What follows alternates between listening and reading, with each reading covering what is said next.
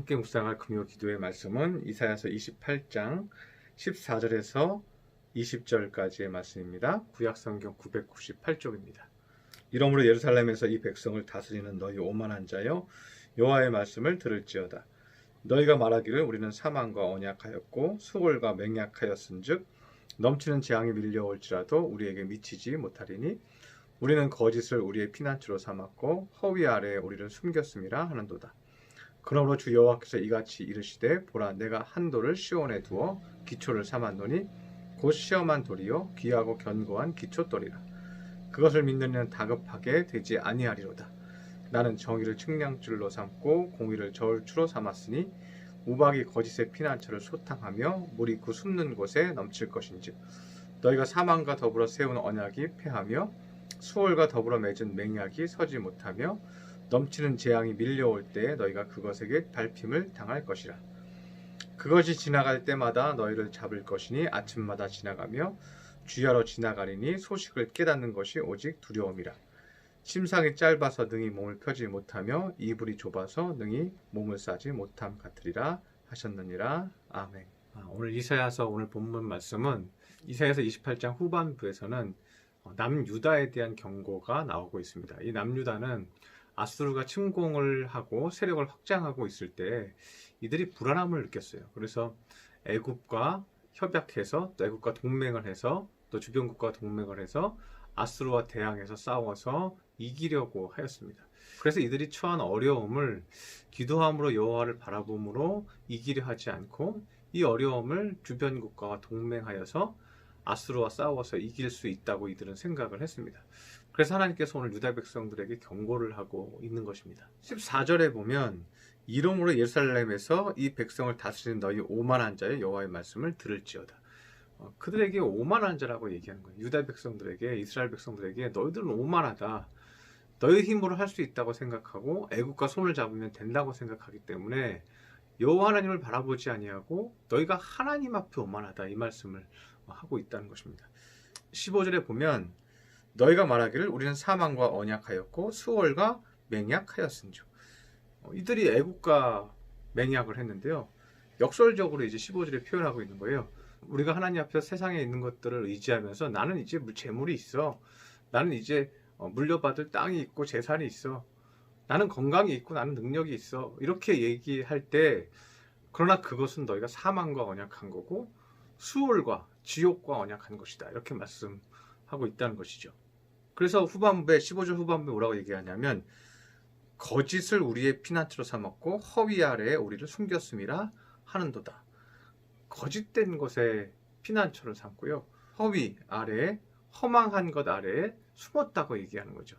그래서 우리가 기도하는 우리 성도들은요, 우리를 지키는 것이 절대로 눈에 보이는 것들, 눈에 보이는 세력들, 강해 보이는 사람들, 이 세상에서 뭐든지 할 수 있을 것 같은 재물들, 이런 것들이 우리를 지키는 것이 아니라는 것을 기억해야 한다는 것입니다.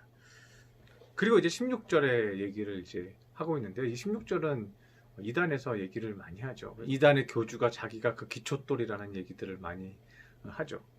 16절을 다시 읽어보면 그러므로 주 여호와께서 이같이 이르시되 보라, 내가 한 돌을 시온에 두어 기초를 삼았노니, 한 돌을 시온에 두었다는 건요, 신약에 와서는 예수님을 상징을 합니다. 근데 구약에서는 돌 하면 생각나는 것이 무엇입니까? 모세가 받은 십계명이죠. 하나님이 주신 말씀의 계명이죠. 이 계명을 기초 삼았다는 거예요. 이스라엘 백성들이 언약궤를 가지고 전쟁에 나갔을 때 이겼잖아요. 그래서 그 언약궤는 하나님이 임하시는 자리였고, 하나님이 언약궤를, 하나님께서 지성소의 대제사장에 들어갈 때마다 그 언약궤 위에 임하셨죠. 그리고 구름기둥과 불기둥으로 이스라엘 백성들을 인도해 주셨죠. 그래서 언약궤 자체가 하나님을 의미하는 것이었죠. 이 말씀이 어떻게 해요? 16절 후반부에 믿는 이는 다급하게 되지 아니하리로다. 하나님이 우리에게 주신 말씀, 말씀의 반석, 그 돌, 그 기초돌은 말씀을 기초로 삼은 삶, 하나님이 하시는 말씀을 기초로 하는 삶은 어때요?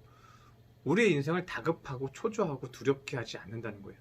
우리 마음에 안정감을 준다는 거예요. 환경이 어려워도 하나님이 도와주실 것이고 하나님께서 책임져 주실 것이고 하나님이 나를 이끌어 주실 것이라는 믿음이 내 안에 생긴다는 거예요.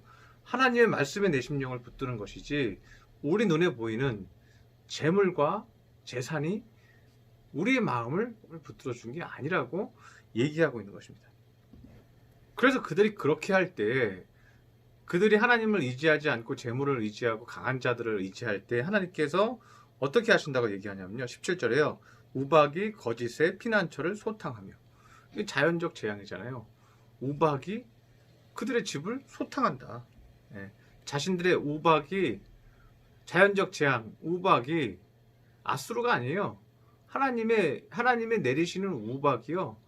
이스라엘 백성과 연합한 애국 백성 사이에 하나님께서 내리게 한다는 거예요. 또 17절 후반부에 물이 그 숨는 곳에 넘칠 것인지. 유다 백성들이 숨어도요. 하나님께서 물이 넘치게 해서 이스라엘 백성들과 유다 백성 그리고 동맹한 애국 그 국가들을요. 하나님께서 물로 벌하시겠다는 거예요. 우리가 우리의 힘으로 이길 수 있다고 생각하고 우리의 지혜와 능력으로 이길 수 있다고 생각하면요. 하나님이 자연적 재앙을 내리시면 우리도 이길 힘이 없는 거예요. 중국이 마찬가지고 일본도 마찬가지죠. 초강대국들이 우리 주변에 있지만 그들이 무너지는 상황이 되는 것을 볼 때 우리가 무엇을 봅니까? 그들이 재물이 없습니까? 그들이 기술이 없습니까? 그들이 아무리 연합하고 아무리 힘을 모아도요. 하나님께서 심판하시면요. 극복할 수 있는 방법이 없다는 것입니다. 우리가 하나님의 말씀에 서 있지 아니하고 하나님이 기초가 되지 않고 우리가 세상의 것을 의지하고 세상을 바라보면 세상의 재물과 세상의 힘이 될 것들을 바라보고 의지하고 살면 어떻게 된다는 거예요? 우리의 인생에 모든 것들이 두려움으로 다가온다는 거예요. 그런데 이 두려움뿐만이 아닙니다. 마지막 20절에 보면요.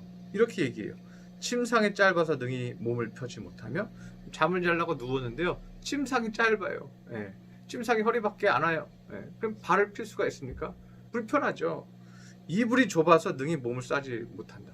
이불을 끌어당겨서 이렇게 덮어도 몸 이렇게 가슴만 이렇게 덮고 이 발은 덮지 못하는 거예요. 이것은 무엇을 의미합니까? 애굽을 의지하면 내가 만족할 줄 알았는데 만족하지 못한다는 거예요. 이불 하나도 풍성히 덮지 못한다는 거예요. 그러면 우리는 무엇이 기초가 되어야 할까요? 그것은 예수님의 말씀이라는 거예요. 예수님의 말씀이 저와 여러분 마음 가운데 가득히 기초석이 되어서 그 어떤 것도 이겨내고 살면요. 두려움이 없어지는 겁니다. 그리고 내가 이불을 덮어도 머리까지 다 덮고도 따뜻하게 자는 거예요. 내가 누워도요. 넓은 침대에서 자는 것처럼 누우면 다 침대처럼 편하게 눕는 거예요.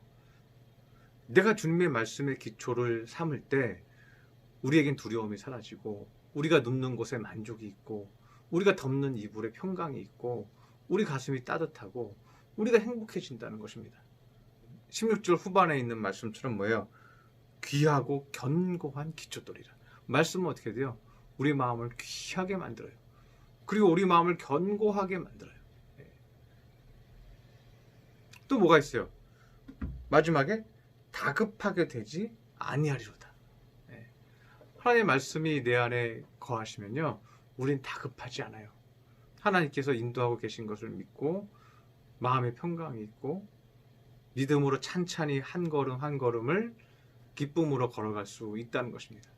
하나님의 말씀을 기초속으로 삼아서 주님의 말씀으로 매일 채워지시기를 바랍니다. 기도하겠습니다. 하늘과 산과 은총이 충만하신 하나님 아버지, 오늘 말씀을 통해서 이스라엘 백성들이 애굽을 의지하고 또 주변 국가의 힘을 의지하였습니다. 그래서 그들은 다급하여졌습니다. 그들은 두려움에 빠졌습니다. 그리고 그들의 결과는 침상이 짧아졌고 이불이 짧아졌습니다. 하나님 아버지, 우리가 주님의 말씀을 의지할 때 주님께서 우리를 다급하지 않게 하시며 우리로 넓은 침상에 눕게 하시고 넓은 이불을 덮게 하십니다.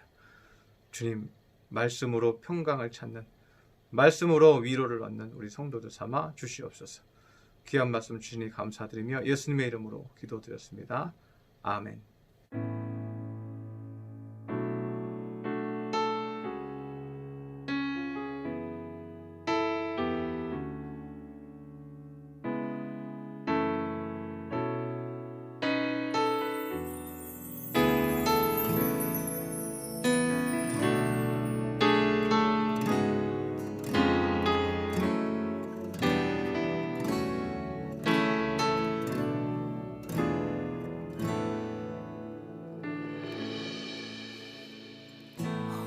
시절 지날 때 깊은 한숨 내쉴 때 그런 풍경 보시며 단식하는 분 있네.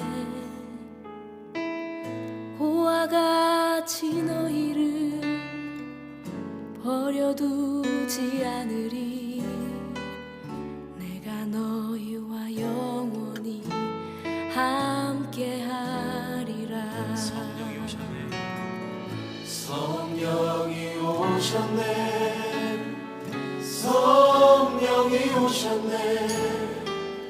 내 주에 보내신 성령이 오셨네. 우리 인생 가운데 신이 찾아오셔서 그 나라 꿈꾸게 하시네. 자매님들이 고백하겠습니다. 억눌린 자 갇힌 자 자유함이 없는 자 피난처가 되시는 성령님 계시네. 주의 영이 계신 곳에 참 자유가 있다네. 진리의 영이신 성령이 오셨네. 다 함께 성령이 오셨네. 성령이 오셨네. 성령이 오셨네. 내 주에 보내신 성령이 오셨네. 우리 인생 가운데 신이 찾아오셔서 그 나라 꿈꾸게 하시네. 성령이 오셨네. 성령이 오셨네. 성령이 오셨네. 내 주에 보내신 성령이 오셨네.